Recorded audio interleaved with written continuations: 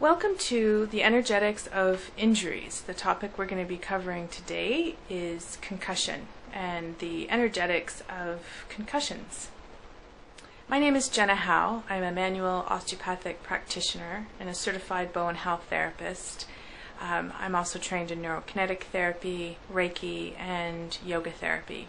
I've been in the health and wellness industry for over 20 years, and I've been working as a bone therapist for just about 15 years now.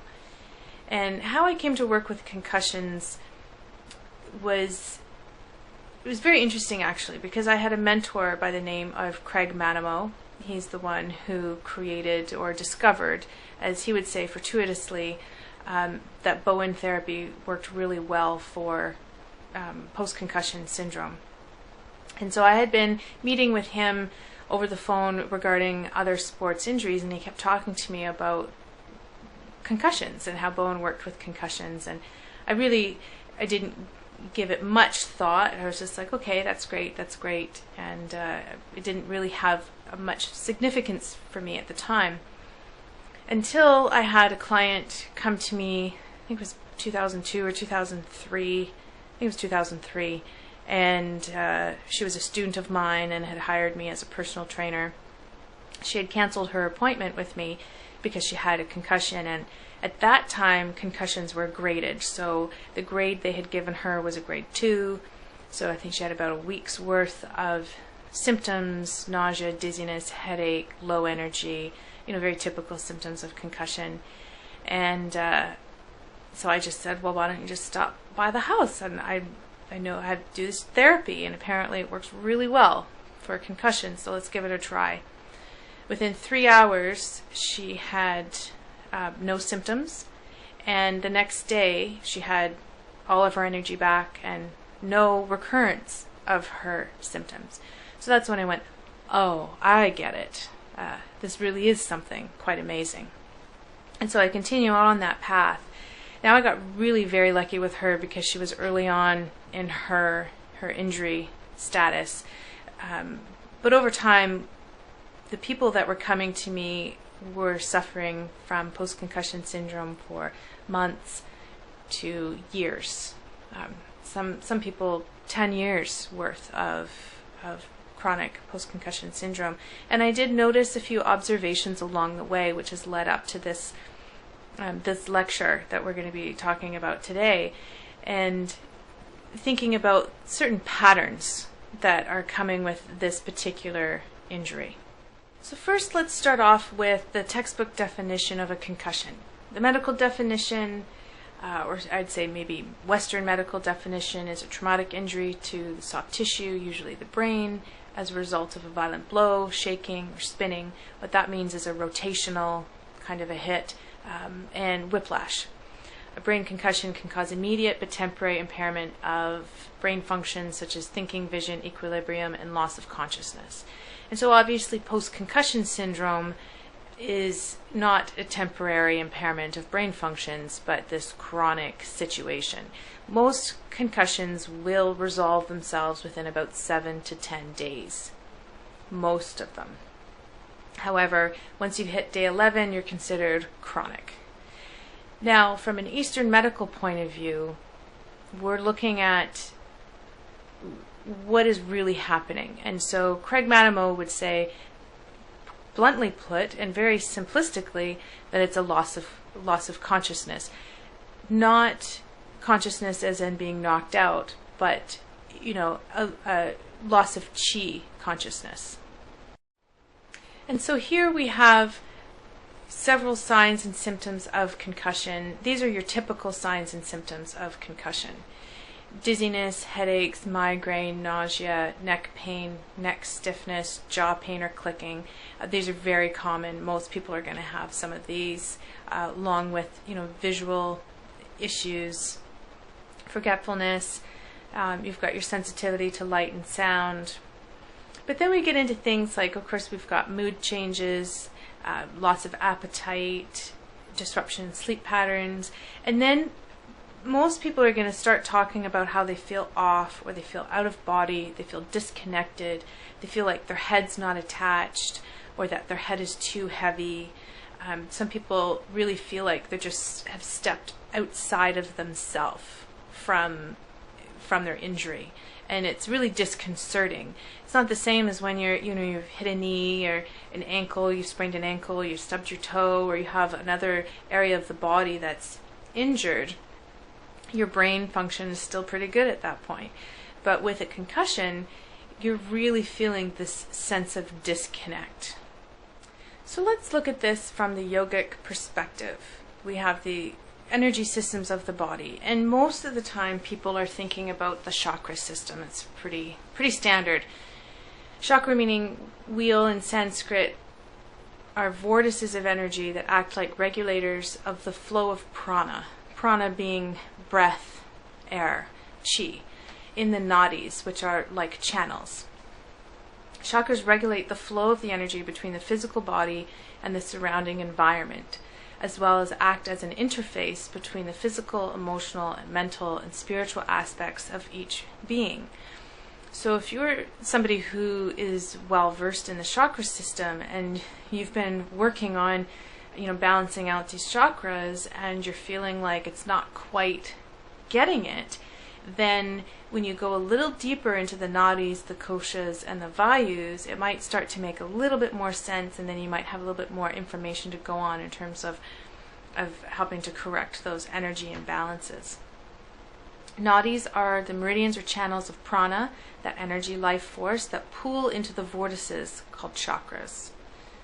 Koshas are 5 dimensions that make up the 3 bodies of energy. So you have the causal body, or the soul bliss layer, the material body, which is the food layer, and then the astral body of the emotional layer. And then the vayus are movements of the prana that are associated with each function. Now, for the sake of working with the concussion as the specific injury when it comes to the energetics of injuries, the relevant chakras. So what I've done is I've picked out the relevant chakras and energetic layers so that it makes it more relevant to the concussion specifically. But there are going to be other things that you'll notice that are relevant within this, and I've often passed along this information to people who might not have been concussed, but I've noticed in clinical practice that some of these chakras have some imbalances as well. So it is relevant to other things as you go through. So the first chakra that we want to talk about is your 5th chakra, Vishuddha. The organs are thyroid, larynx. I've underlined ears and lower jaw because we talk about those in concussion injuries, clavicle. The element that we're working with is the space and the principle of vibration. And so that would be shakiness in the body as well. And some of these things that you'd be looking at are living your truth, so expression, repression, actions. Sometimes people will feel a tightening in around their throat if they feel like they can't be themselves, or if they're holding back, trying to talk about something specific. Life experience and energy diffused and filtered through this chakra. So it's a very important chakra, and if it gets injured, people can really feel disconnected from the rest of their body. The active form of this chakra is speech, and the receptive form is sound and hearing. So here's where we get into some interesting things. Space and deficiency is we're looking at fear of expression, feeling diminished, contracted, voice is weak, forgetful in communication, and excessively quiet and introverted. And this can happen very often with a concussed individual. They just don't feel like they can do anything. Their posture changes. Talking loudly hurts them. They just can't do it, so their voice is weak there. They don't want to talk to anybody about what they're going through, and they're cutting themselves off from social interactions, obviously because they're also experiencing things like dizziness and visual issues as well. Space in excess, talking without much content or connection, and I have come across this in clinical practice as well. Inability to listen, and this could also be a hearing thing. Or it can be a more of an energetic blockage. poor auditory comprehension. So the people, you can talk to them, but they don't really understand what it is that you're saying. And then unaware of boundaries, just not really sure where they are in the space that they're occupying.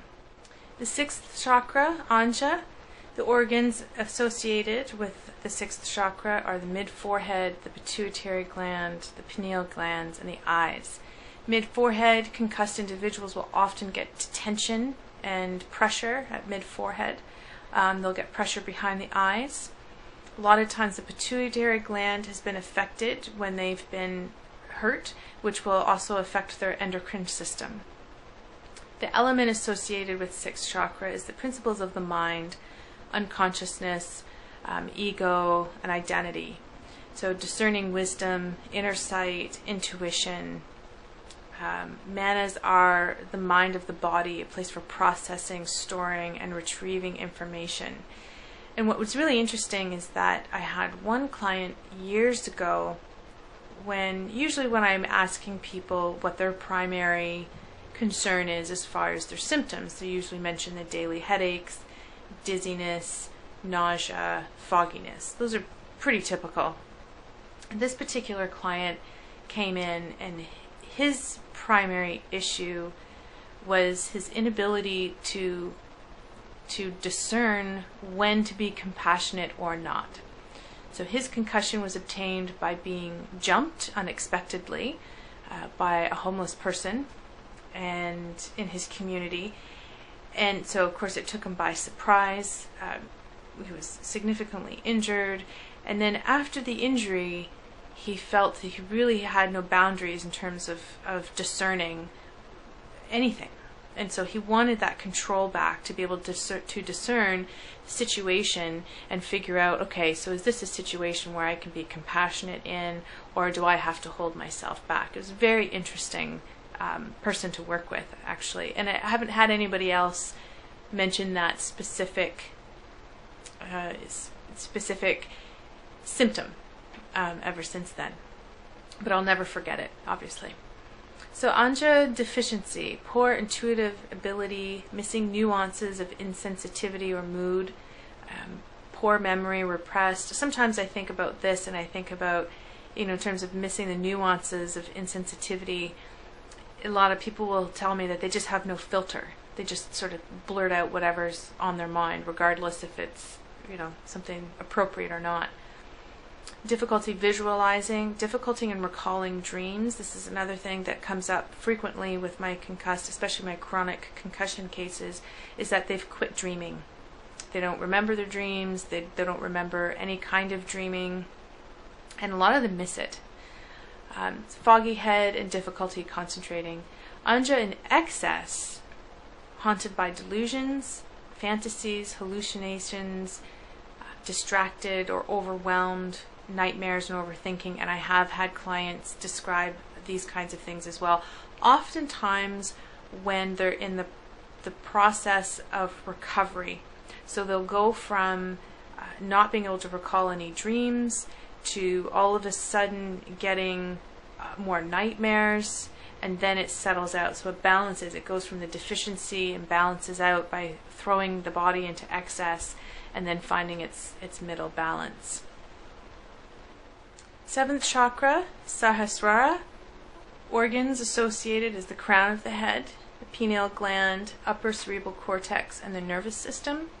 So again, when you're thinking about post-concussion syndrome, somebody who's really jumpy, easily thrown into fight or flight, maybe the crown of their head, so their sagittal suture, that where the skull comes together at the top of the head near the fontanelle, that can be really painful for people in this state.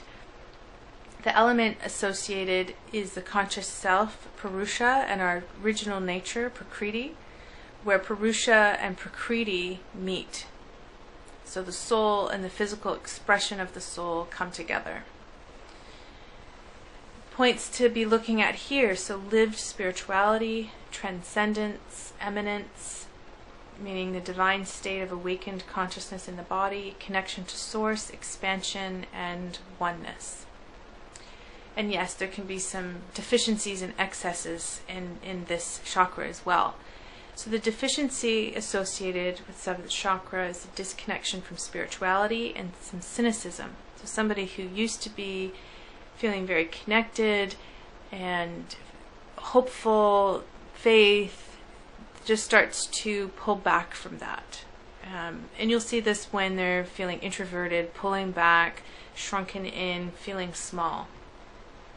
The excess is the too attached to transcendence, spiritual addiction, disassociation from the body, confusion, feeling lost, or over-intellectualizing life. So these are the people that throw themselves into full-on meditation, and they want to meditate for 6 or 8 hours at a time, taking away from maybe the balance of doing other things in their life. So next up we have our nadis. So we have our Ida, Pingala, and Sushumna. There's approximately, in Eastern medicine, it is said that there's approximately 72,000 nadis in the body, 14 main nadis and 3 major nadis. We're really just going to be looking at the 3 major nadis without going into all of the other nadis that are available to us. Sushumna nadi is the central pathway, operates at dusk and at dawn. Its job is to calm and prepare the various systems for change. And the purpose of the pranayama breath control is to affect the flow of prana through this central passageway. The Ida nadi starts at the base of the spine, at the root chakra on the left side of the body, and ends at the 6th chakra in between the eyebrows. Passes through the left nostril and stimulates the right hemisphere of the brain. The channel of descendant energy, principle of manifestation, and its primary qualities are reflection, flow with life, cooling, restoration, and rest. Pingala nadi starts at the base of the spine on the right side and also ends at the 6th chakra between the eyebrows. Passes through the right nostril, stimulates the left hemisphere of the brain. Its channel is ascendant, transcendence, consciousness. Its primary qualities are radiance, warmth, active, goal-oriented, expansive, and logical thinking. So Ida and Pingala intertwine like a helix and spiral up the spine, so thinking kundalini energy. Primary pranayama is the alternate nostril breath to balance out this system. So if you're feeling like you feel like you need some balance between the right and the left, this would be a good pranayama breath to do in this case. So moving into the koshas of the body, so as mentioned previously, there's 3 bodies and 5 dimensions, the relationship of breath to mind, body, and heart. So the Annamaya kosha is our food layer, physical body, our ego, and our identity. So the imbalances to this kosha is often injury, illness, disease.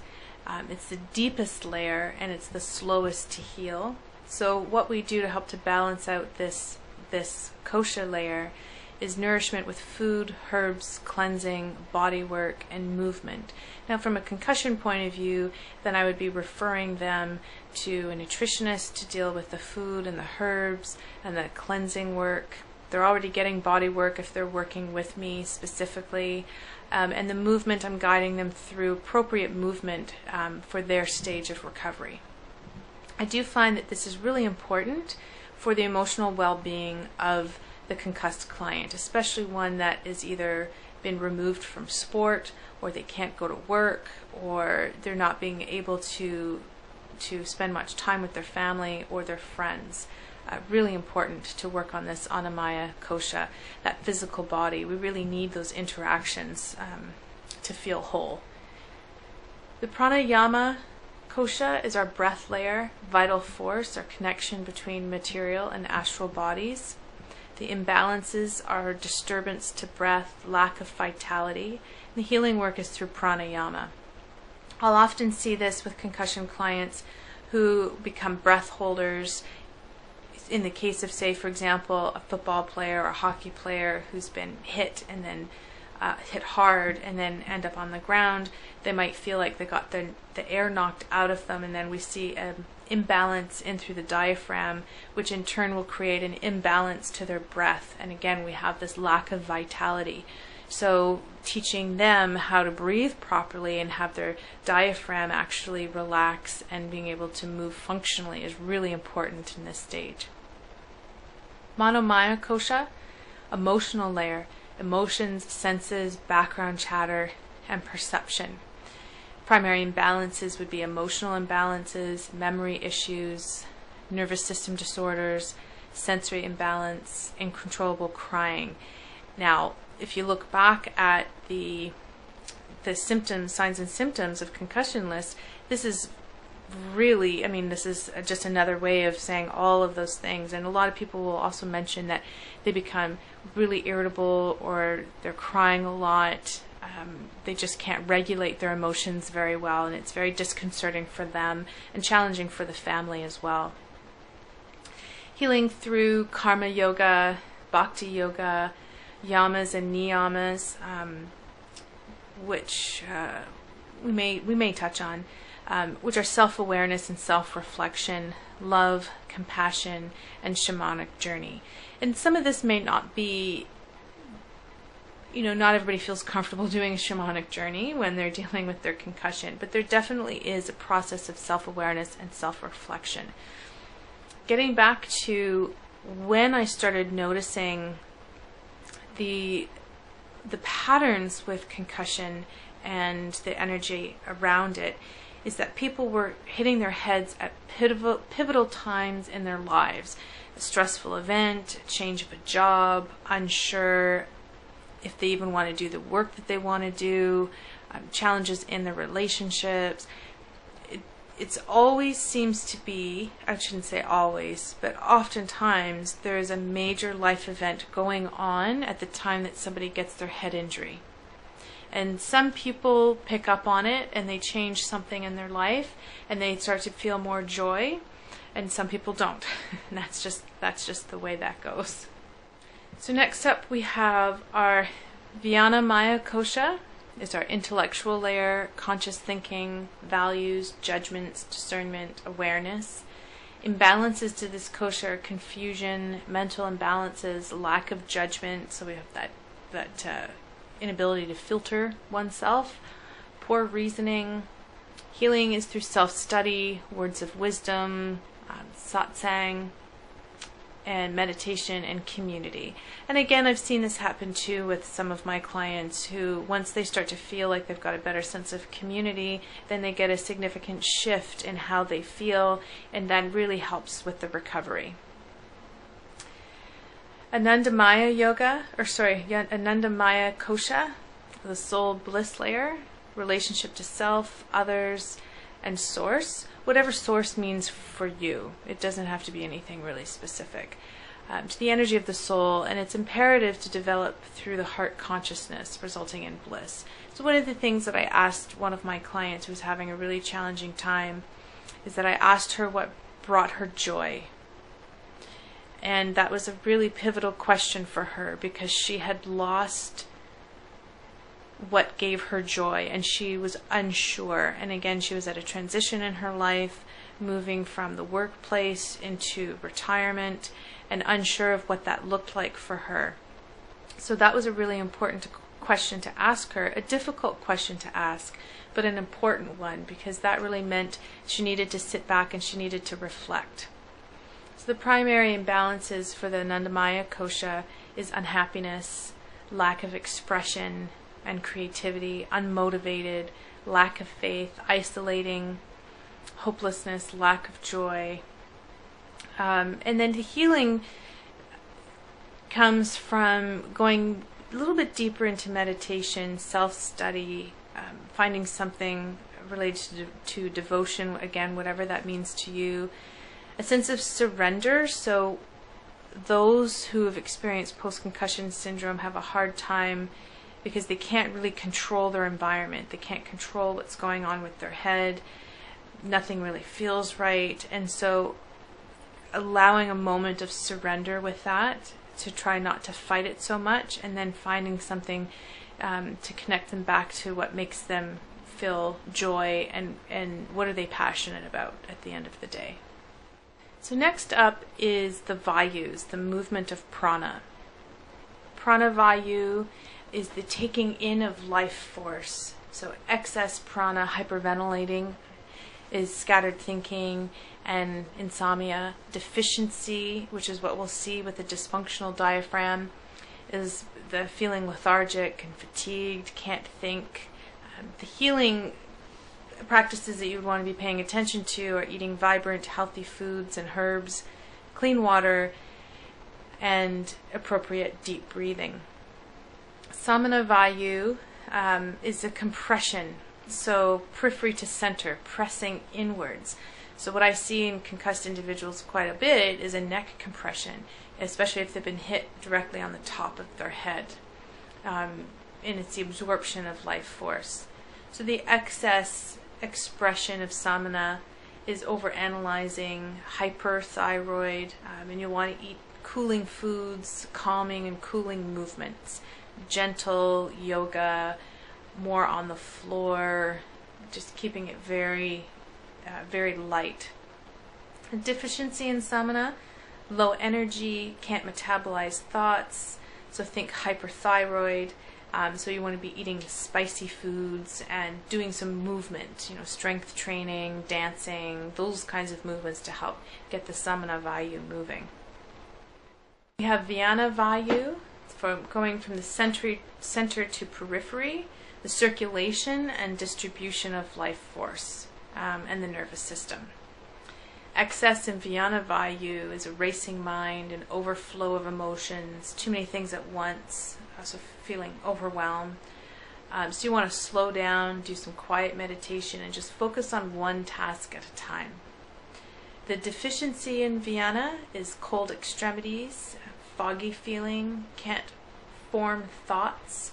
So you want to do some more expansive and stimulating movements. So one action step to get the ball rolling. It doesn't have to be anything too extreme, and especially if you're recovering from post-concussion syndrome, you're not going to be able to do too much at one time anyway, but taking that one step to go out for a walk or do 5 minutes of some activity, assess how you're feeling, and go from there.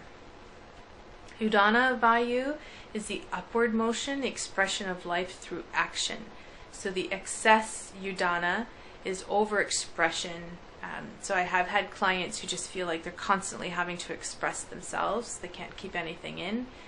A lot of activity, a lot of talking, really big emotional displays. So what we want to do in that instance is to start building up the root chakra and then pulling it down into quiet meditation. So in this instance, I might ask somebody who are going into meditation, if they've been imagining pulling energy up from the ground through their body and then up through the crown of their head, I might request that then they actually pull from the crown of the head through the body and then down into the ground. So bringing that energy right back down into the feet and into the ground. The deficiency here is quiet, shy, feeling depressed, difficulty in expressing emotions. So those people who are starting to feel a little shut down. The healing aspects that you want to be looking at are sound, chanting, singing, dancing, and sports.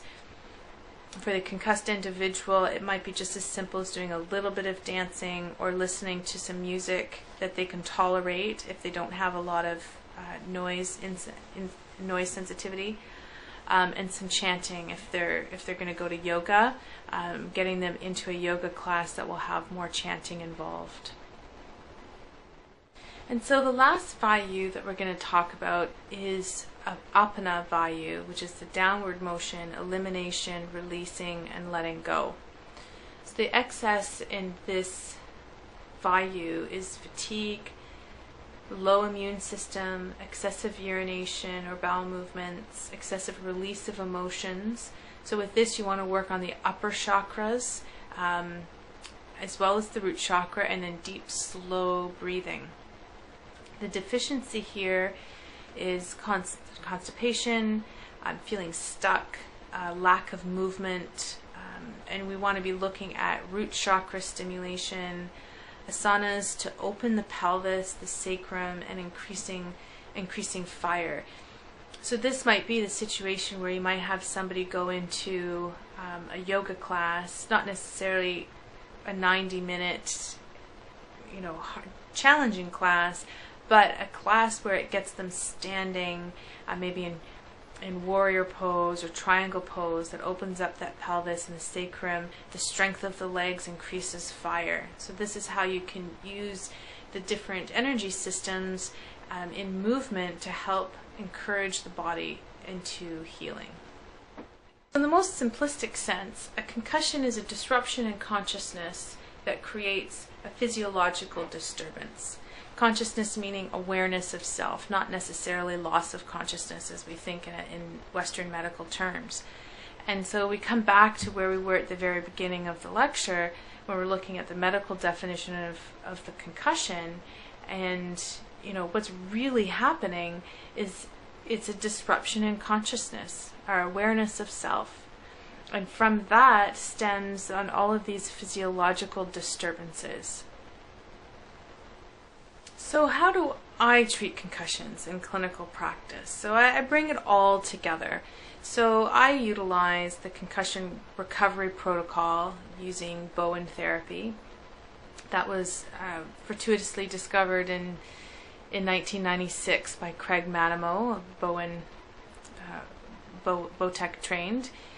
I use vision assessment, so I'll do some eye tracking. I work specifically with muscles and dysfunctional patterns in through the eyes. So if I notice something that I can't address, then I might send them to a vision development specialist. I might suggest that they get a better vision test. I use neurokinetic assessment, usually through the neck, but sometimes it can go off into other areas of the body, but the neck primarily.